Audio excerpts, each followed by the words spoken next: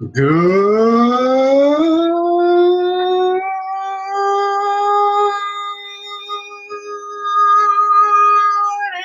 evening, SportsZonians. How's everybody doing out there tonight?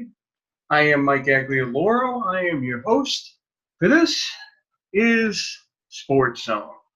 Coming to you live like we do each and every week here via the I-95 Sports and Entertainment Radio Network. We're going to be joined.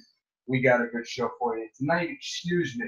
We're going to be joined by Dave Hastings in a matter of moments here. Hopefully we get Erich Treslar tonight. We're in the dog days of summer, folks, and given that we are about a month away from the beginning of another NFL season, we are going to begin what has become an annual tradition here on the Sports Zone. We're going to do our NFL preview. We're going to go division by division. Like always, we are going to start with the AFC and the NFC Western divisions. But before we do, oh, no, excuse me, actually, we might just get into it right now because I am joined by Erich Treslar. Erich, how you doing, buddy? I'm doing good. Rooting the Yankees on and ready to get a little sweaty. Absolutely. Let's get sweaty. But I tell you what, we are going to do our preview of the AFC and NFC Western divisions tonight. I do kind of want to wait for Dave. Are we saving that for the end of the show? Yeah, let's save that for the end. I'll be honest, I don't have a lot of thoughts on the AFC and NFC West, so I can let you and Dave go on that. Well, I tell you what I wanted to start off with because you are here. Let's talk about the Yankees a little bit because they had a good win last night, but you guys are quietly going through a little bit of a rough patch here. I did the math a little bit. You guys have lost 12 of your last 22 games. I believe the record is 7-9 since we've come out of the All-Star break. And this weekend, for lack of a better phrasing, not a great weekend for you guys. So I'll let you go for a little bit. What are your thoughts on what you're seeing from your Yankees? You know, it wasn't a good weekend. Mm-hmm. But I'm still positive about the rest of the season. I mean, there's still a lot of games left. Yeah, we didn't look good. Yeah, I really don't like the way we lost on Sunday night. You know, we got to win that game. Bird's got to catch that ball. That's not on Andujar. Yeah. That is on Bird. He's got to pick that ball. I was talking to my dad the other night. He even said, he goes, Mattingly picks that ball. He goes, he goes, Tino Martinez picks that ball. He goes, you look back. He goes, he goes, even Teixeira picks that ball. He goes, you got to get it. He goes, it doesn't matter if it bounces. You got to get it. It wasn't that hard to bounce. Mm-hmm. And Duhar made the harder play, going backside, coming up with the long throw. Did his best, on a hop. Yeah, it happens, but that's on Bird. He's got to catch that. So that loss is on him specifically. But this is still a young team. They're going to go through growing pains. The Red Sox are red hot right now. There's no denying it. Best team in baseball, playing great, even without Sale. They look awesome. But I did hear an interesting stat over the weekend, or, I think it might have even been yesterday, that at this point last year, the Dodgers actually had a better record than the Red Sox do at this point this year. So, and then they hit a skid in September that brought them back down to earth. So, I mean, it can happen, Baseball, you're never hot all year long. Yeah, you go through stretches. You go through slumps. It's a roller coaster. It is not a fast track. So, the Red Sox playing great now. You got to give them all the props in the world. But can they stay this hot for another 2 months? I don't know. We'll see. The Yankees can get hot, though, especially if they get Sanchez back and Judge back and they start maybe gaining a little momentum. Lynn looked really good yesterday. Boone to my dad. And by the way, good to see you, Dave. Always a pleasure. Nice to see you here. Yeah. Good to see you here. I was explaining to my dad the other night that this isn't a manager's manager, though. He's not going to in-game manage very well. Just not going to do it. He's not very good at the lineup. He's not very good, with the bullpen. Girardi was a much better bench, manager. They brought Boone in to manage the young guys and listen to the front office about the analytics. They brought in a yes man. A yes man who could work with the young kids. That's what they brought in. Yeah. And to think any more of Boone and to get mad at him, I mean, yeah, he's made some blunders, but in the end, this is the guy the Yankees front office wanted and the type of guy the Yankees front office wanted. So I don't really think his job's in jeopardy. Plus, they're still on pace to win 90-something games. So a couple blunders here or there. Hard to fire a guy when you're winning, 90 or 100 games. But again, they fired Girardi, so who knows? Yeah. Let me ask you something there, Eric. Because I want to ask you, like you said, this is still a young team. They're going through growing pains. Gleyber Torres has had a little bit of the skids in recent weeks. What have you seen out of him? Or are you a little worried that, maybe he's not quite as – I don't want to say he's not quite as good as everyone's made him out to be, because I think we can all agree he's still a really good player. But just in terms of the skids of recent weeks, what do you think about his performance? I don't think anything of it. I think he's a rookie. I think he's going to be a phenomenal player, a multi-time all-star for years to come. I think has the potential to be one of the top players in baseball, probably maybe even the best young Yankee prospect on the field, probably even better than Judge. Mm. He does everything for you. He hits, he fields, he does everything. He has hit a little bit of a slump, but again, he's a rookie, and he's having a great campaign. I mean, I think he's got well over 50 RBIs, if not in the 60s already. Just having a phenomenal rookie campaign. So, again, the whole team's slumping right now. So, again, it's a roller coaster. I expect them to get hot at some point. I expect them to go on another little run. It could be here when they play a weaker part of the schedule.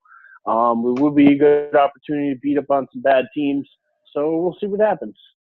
Yeah, I'm going to go back to something that we had actually talked with Dave, with you about a few weeks ago. Dave, when you had brought up the home run and how much the home run has really come to play this season. I had said then, things look great when the home runs are flying out, but sometimes teams can get a little too home run happy. What we've seen with this team, it seems like they're having a hard time in terms of situational hitting.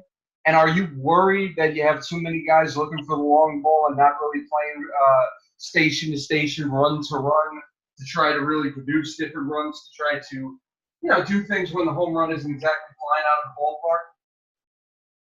No, because that's not the way this team is built. Team's built for power up and down the lineup. I mean, we got probably at least 3 or 4 guys that are going to hit 25 home runs or better. If not 5 guys that'll do that. It's just what our team's built for. We have more power than we do speed. We have more opportunity for the long ball and to play small ball. I mean, listen, you could do it from time to time with guys like Gardner or Hicks on the base path, or even Torres or Andujar, but it's not our style. So I don't really see us switching to that style. I know Boston seems to be a little bit better situational hitting. They do a little more running. They're a little more aggressive on the base paths. In some ways, I wish we were too, but chicks take the long ball, and they've been pretty successful with it. So let's keep it rolling. Yeah. Okay. The last thing, you brought him up.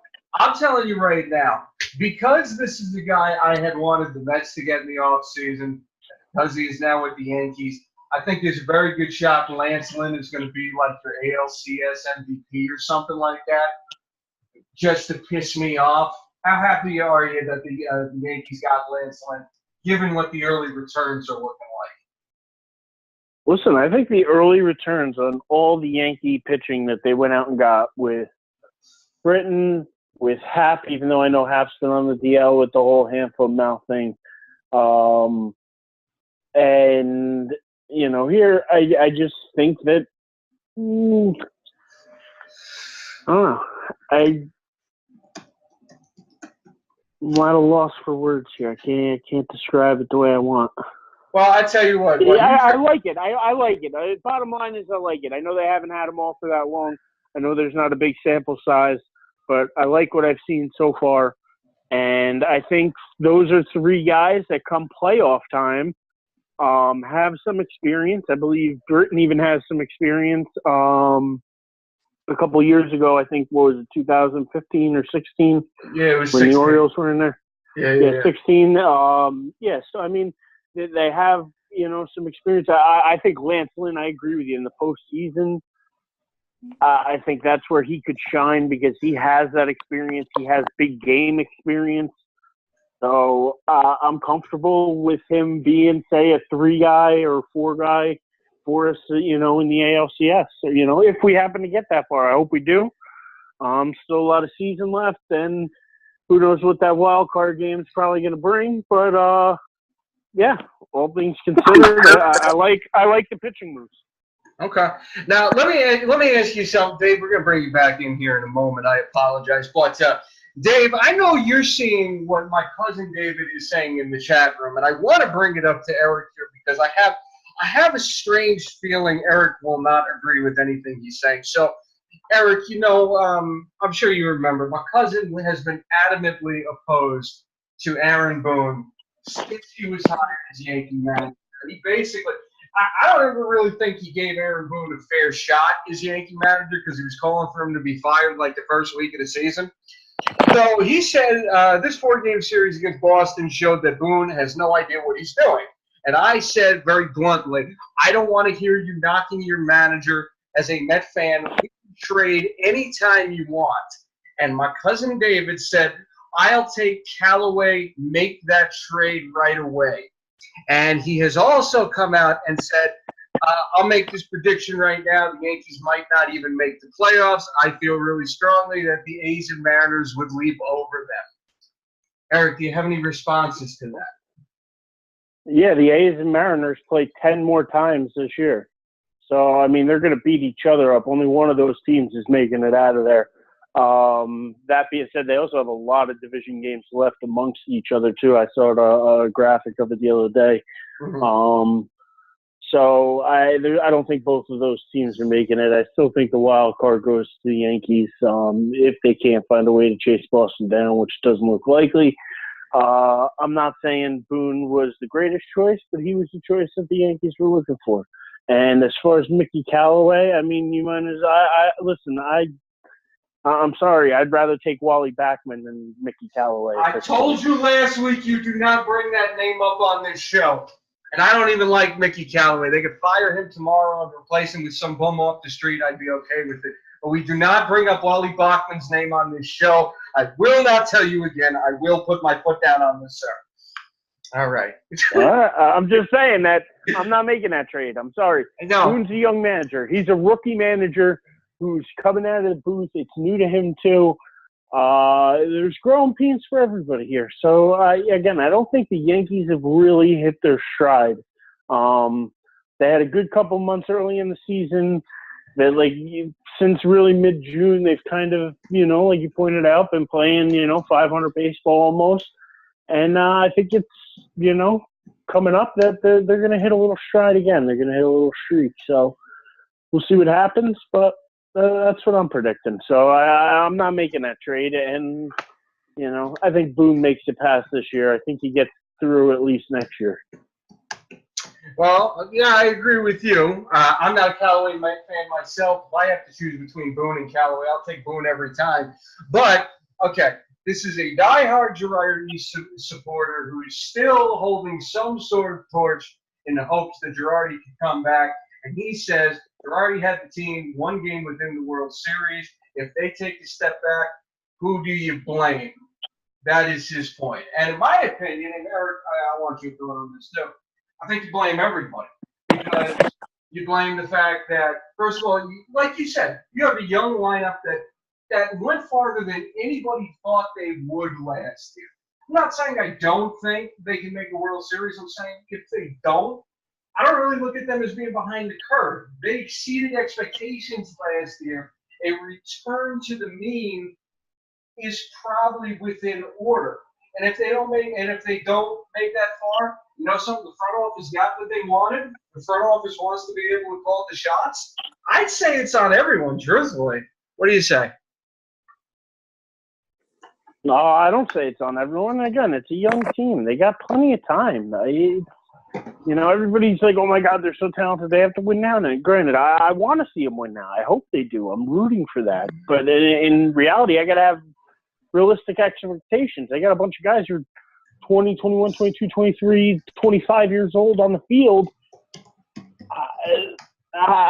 They need time. They got to develop. They got to get that postseason experience. You don't just show up on the big stage and win.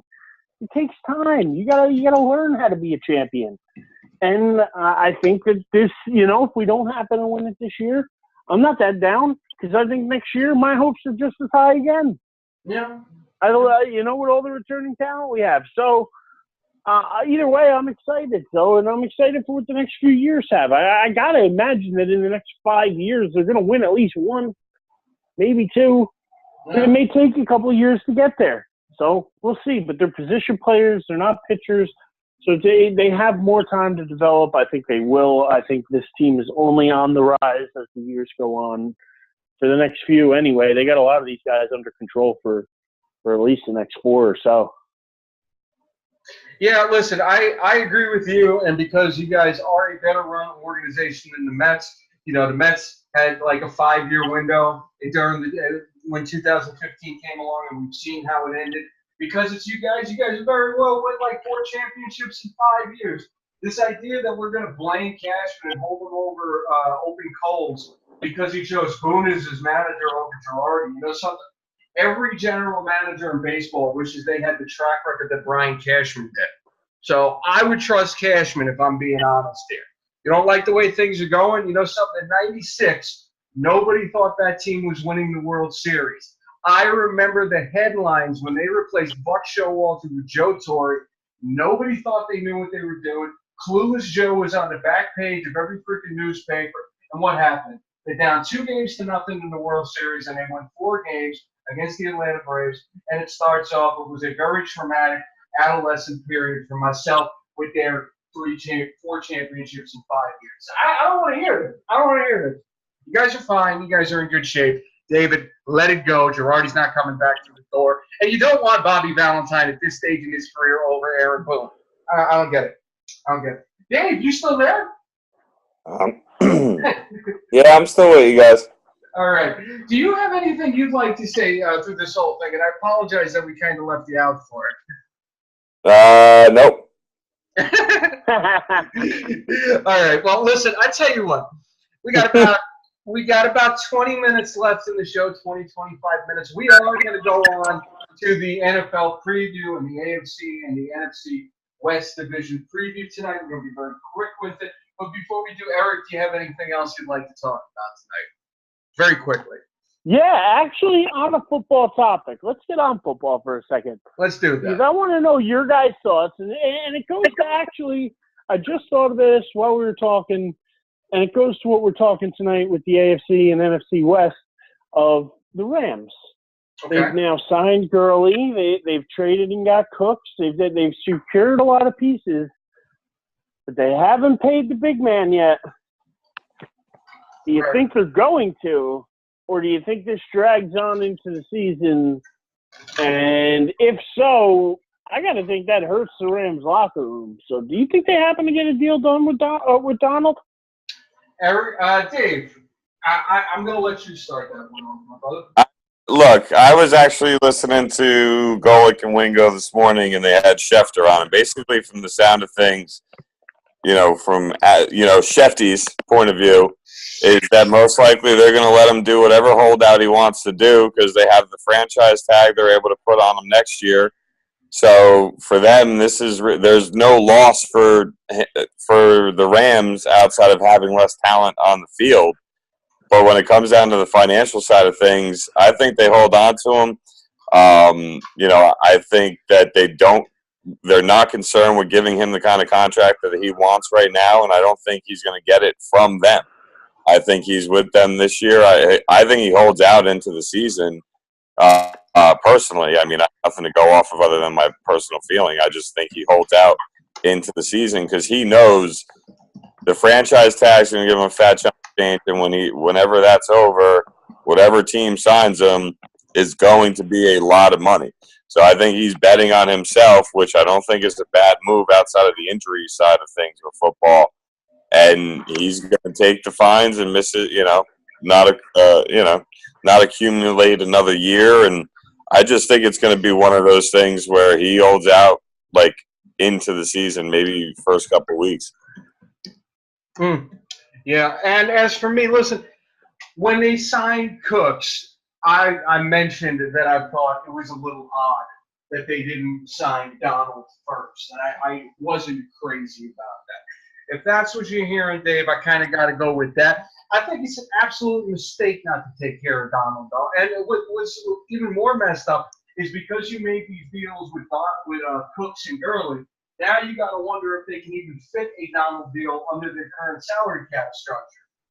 Eric, to answer your question, do you think it hurts the locker room? I think it absolutely hurts the locker room because Donald, for all intents and purposes, he's the leader of that defense. I think he's got to be one of the longest tenured players on that defense. And to see other guys come in and be able to get their money before he does, just because the Rams have the franchise tag, I think that's kind of an embarrassment.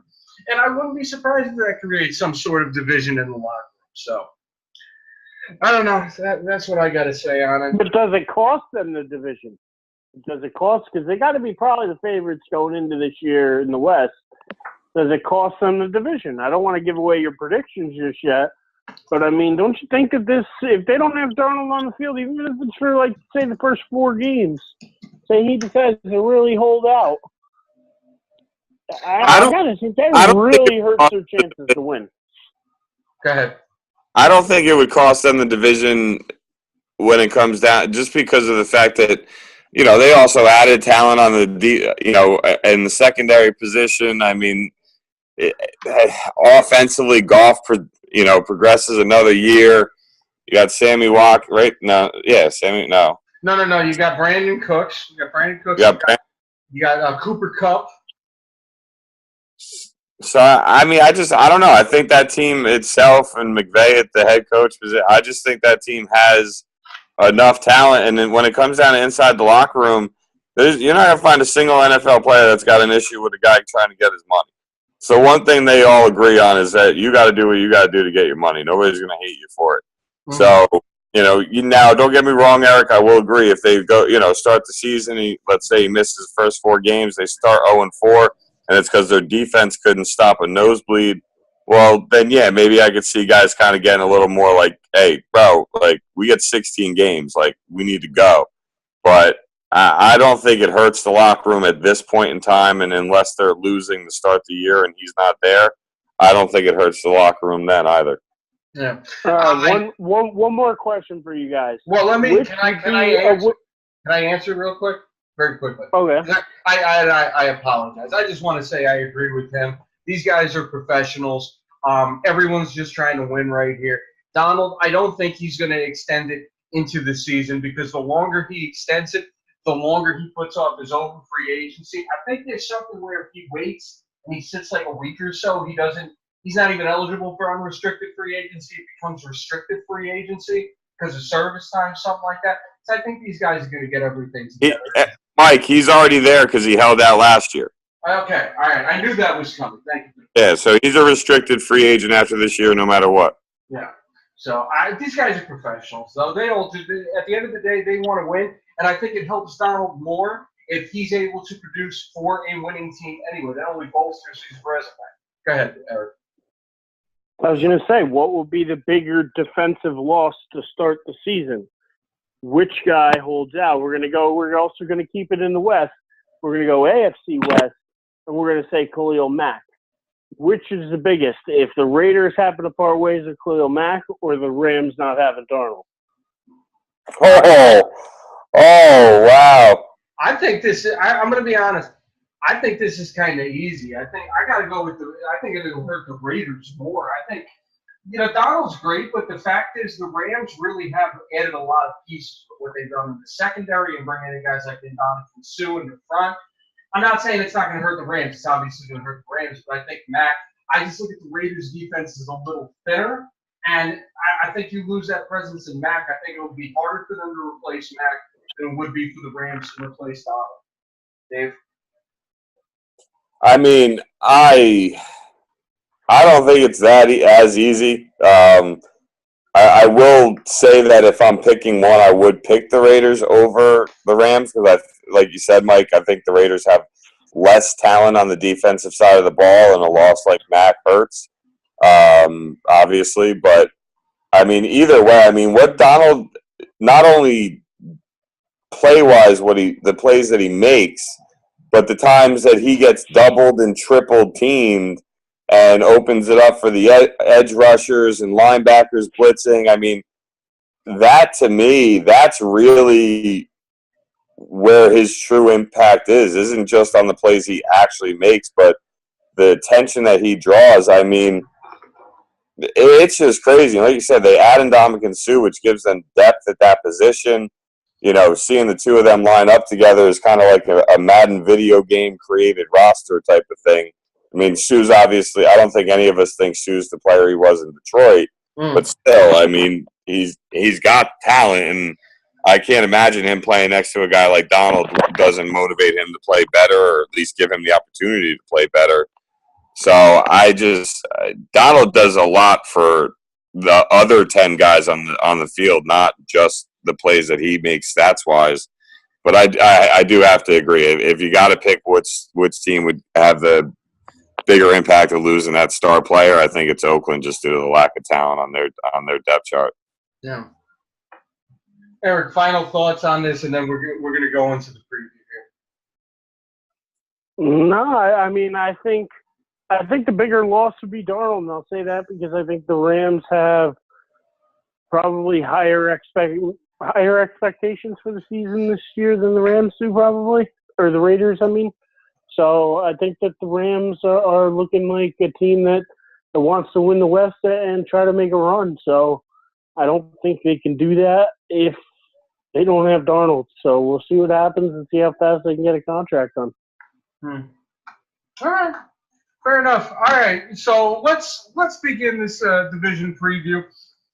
We'll start with the AFC West. And I'm going to be honest, I feel like we can kind of run through this a little quicker than we have in years past here. Dave, I'm going to get your thoughts here. But you look at last season, the Chiefs won the division with a 10-6 record. The Chargers amazingly finished the season at 9-7. They were competing for a wild card spot up until the final week of the season. Oakland, with Derek Carr's injury, faded to a 6-10 record after having that amazing season in 2016. And Denver completely faded after numerous quarterback woes, and they had a 5-11 record. You look at how the face of this division has changed dramatically. You had John Gruden back to the Oakland Raiders. You changed quarterbacks in both Kansas City and Denver with Case Keenum coming to Denver, and with Alex Smith being traded to Washington and Patrick Mahomes taking over the reins here.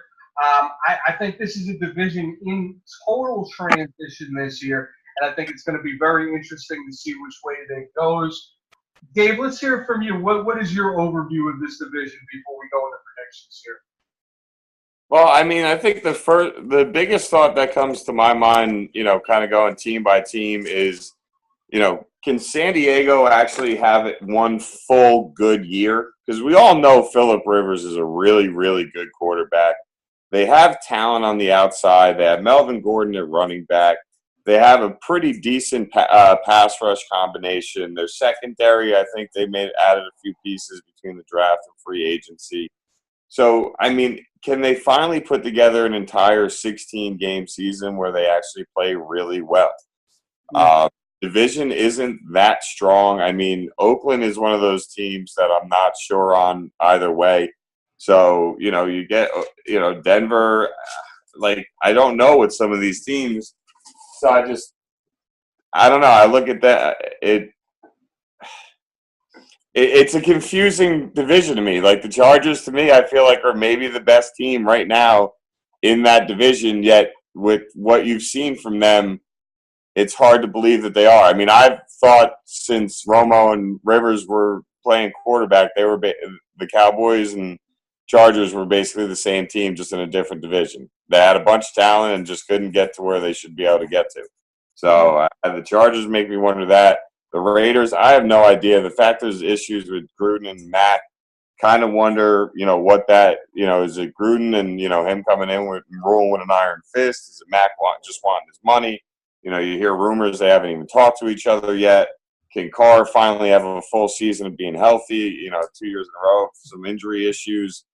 So, Oakland is a big question mark to me. Kansas City, I just trust Andy Reid as the head coach. Maybe not to win the Super Bowl, but I trust him as a head coach. They're going to put up points. Mahomes to me is good enough. Just going to develop as the year goes on. Defensively, they've definitely aged. Eric Berry coming back, though, is always huge. So that could, that's going to be interesting. And, Denver, to me, I thought Case Keenum's year last year was kind of surprising. Yeah. So I don't know how much I invest in him, but he's got talent, to throw the ball to. And as long as you got Von Miller chasing quarterbacks, I'm always going to have some faith in your defense. Yeah, that's fair. And Dave, I just want to remind you, I know it's hard. I still call them that myself. Los Angeles Chargers. Oh yeah, whatever. I'm still doing it myself, man. They've been there. I guess this is their third season now. I'm still doing it myself. So I agree with a lot of the points you made. Here's the thing: as far as Kansas City goes, you have to trust Andy Reid's track record. I do think they're going to take a little bit of a step back just because I wonder how ready Mahomes is to be the guy. I think that's a very difficult thing for someone who is considered a project coming out of college. And he had the year, kind of a redshirt year. Now to get the weight of the world basically thrust on his shoulders, I do think there's going to be a little bit of a step back there. And I totally agree with you that I think we probably saw Case Keenum's best season of his career last year. Can't argue with the fact that no matter what he does after that, it's probably still going to be better than what we saw out of Trevor Siemian, Brock Osweiler, and Paxton Lynch last season. So there's that. Eric, do you have any thoughts you'd like to put in here before we go to predictions? The San Diego Superchargers. I would like to say that I think Oakland's gonna take a step forward again this year. Now that they'll have Carr back, I think he's probably the best quarterback in the division. I don't think that's hard to say anymore. I know that Rivers is still good, but I don't know how good. And I see this division as pretty even with a few teams getting a slight edge. I think Kansas City, I think Oakland, both could finish around the 10-6 mark. Denver's one of those teams. I agree with Dave. Their defense is going to keep them in a lot of games. I am with both of you. I don't have any real faith in Case Keenum. He had one good year in Minnesota. I'm not banking my money on Case Keenum after that. So even if he does have weapons to throw to, I could see them being around 500 this year myself. So, yeah, I think Kansas City and Oakland are going to be fighting for the top. Yeah. All right, Dave, I'm going to throw to you. Let's hear your predictions. Oh, really quick. Eric, what do you think the Chargers come in at? 7-9. I think it's a close division. I think it's 7-9 for the Chargers, 8-8 for the Broncos, and I think it's 10-6 tied at 10-6 Kansas City and Oakland. So who are you going to take for the division now? He said Oakland, I think, right? No, actually, I'm going to take Kansas City. Gotcha. All right.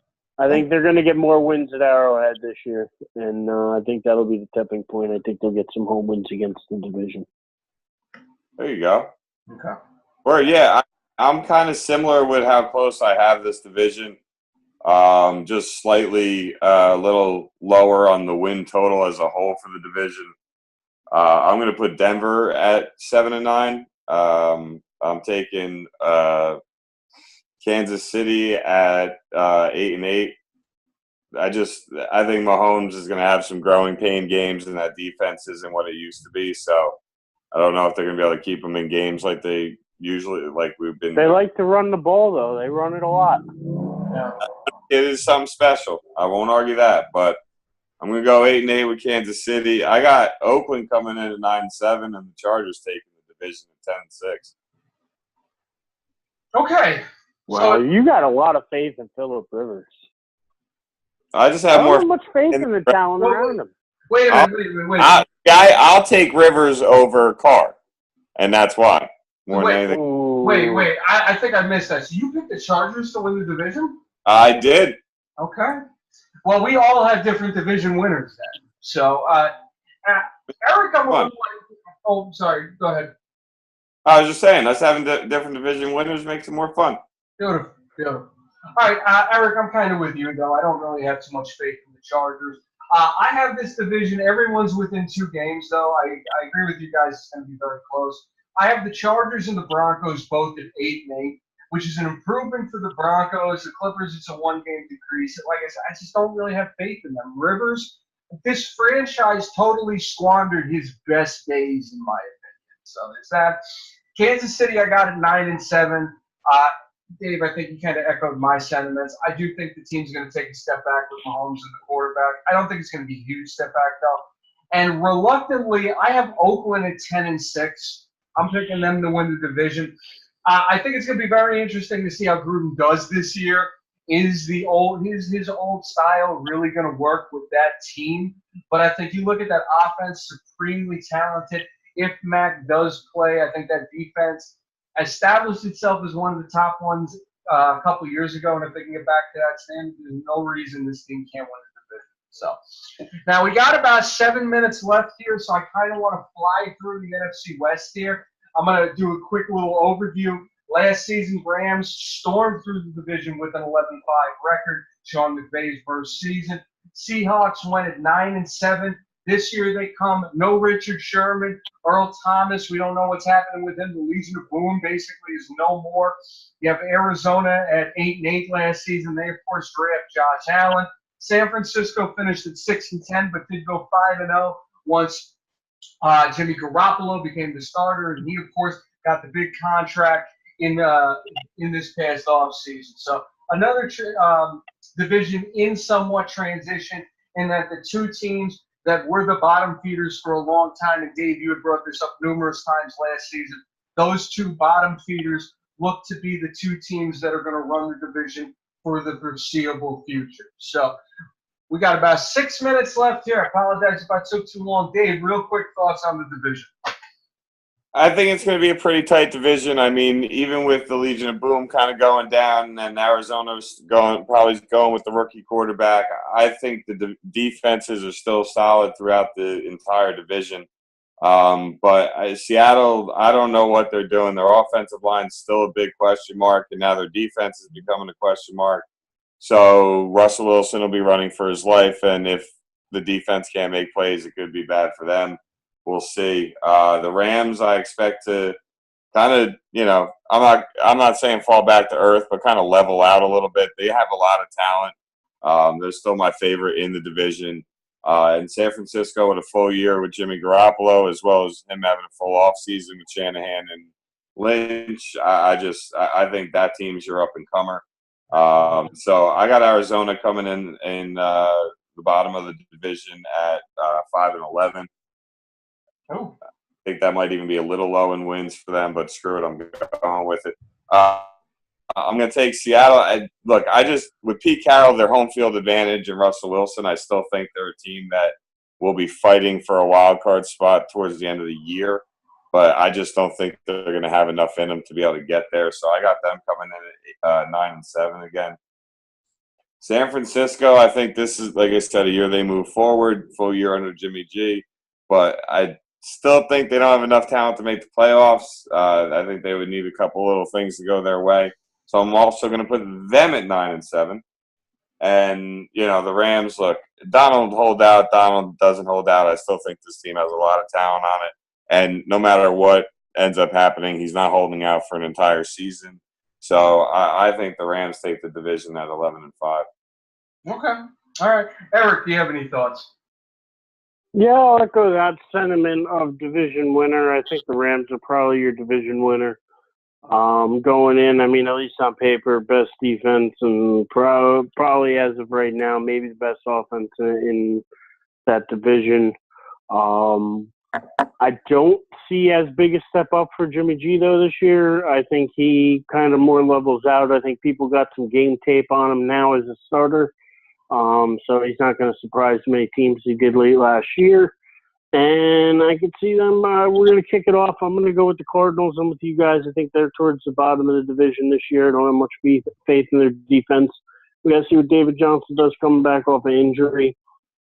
I'm bouncing around in my head. I'm between 6 and 10 and 7 and 9 for them, but definitely at the bottom of the division. I see San Fran finishing with an 8-8 record. I don't have a ton of faith in them. And I also see the Seahawks finishing also with an 8-8 record. Again, another team coming down a little bit, but still will defend at home. They got that 12th man. So, and Pete Carroll tends to do better with youth on his team than he does with veterans. So as some of the older players got older and wanted big contracts, I'm sure he wasn't really that sad to see him go. But I do see them around 8-8 this year, 8-8 in the division, and I'm with Dave so far, and with the Rams at 11-5. Okay, I'm going to blow through this real fast. I think the Seahawks are at the bottom of the division with a 7-9 record. They have done nothing to address their offensive line, Dave, like you pointed out. The defense is falling apart all around them. Doug Baldwin, I believe, is hurt. I think he might miss the first couple games of the season. And that's a huge blow to this offense. That, for all intents and purposes, that has been Russell Wilson's security blanket. I think with him gone, this offense really is going to wind up fading. So I got them at 7-9. Arizona, I give 8-8 too. I don't think we're going to see Allen until about midway through the season. We'll see how long Sam Bradford goes before he winds up getting hurt, but I think it's going to be a while. I think if good things go right for Arizona, they don't have to start him right away. San Francisco at 9-7. I think Garoppolo is good for a 3-win improvement over what the team had last season, and the Rams win the division. We all agree with that. So, all right, we got about a minute and a half here. I want to thank everybody for listening. Mike, record for the Rams, buddy. What's up? We need a record for the Rams. 10-6. 10-6. That's what I'm going with. All right. Yeah. So, once again, I want to thank everyone for listening tonight. Real quick, final thoughts from everybody. Dave Hastings. 10-year anniversary since the Jets traded for Brett Favre. Oh, Jesus Christ. Oh, man. All right. Erich Treslar. Let's go, Yanks. All right. And I am your host, Mike Aguilar. For everybody here from This Is SportsZone, thank you both for being here. Always appreciate it. Thank you, everybody, for listening. Stay sweaty, everybody, and we will see everybody next week.